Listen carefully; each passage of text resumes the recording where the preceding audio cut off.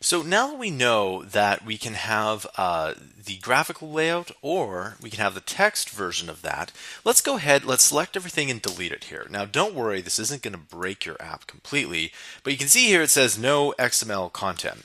Well, let's hop over to the layouts here, and you can see that there's all these different kinds of layouts here. There's actually quite a bit of different layouts here, and they're actually really cool. The one that I want to drag in is the table layout, and there's a reason why I'm dragging out the table layout, and the reason is that it is a very simple way of making your apps effective. And whenever we talk about making apps, you want to make sure that the person brings up the app, gets the information as quickly as they possibly can, and exit the app.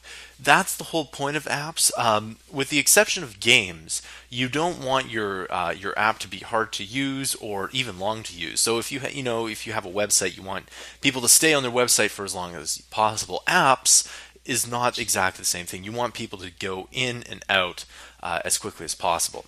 So now that we have this here, let's hop back to our activity main. You can see here that, well, very well. You can see that the table layout is there. Now let's go ahead and let's drop something in here, and we're going to talk a little bit about this XML file, and we'll talk a little bit about what an XML file is. So first of all, we're going to add in a large text here.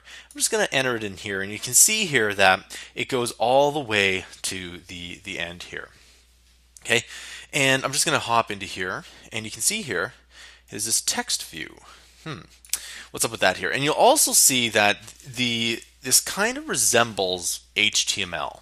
Okay, and HTML, if you haven't taken the 1 hour HTML at mammothinteractive.com, I highly recommend that you do that. It is one of the most well-received courses by Mammoth Interactive, and people absolutely love that course, and it's extremely effective at teaching anyone how to code.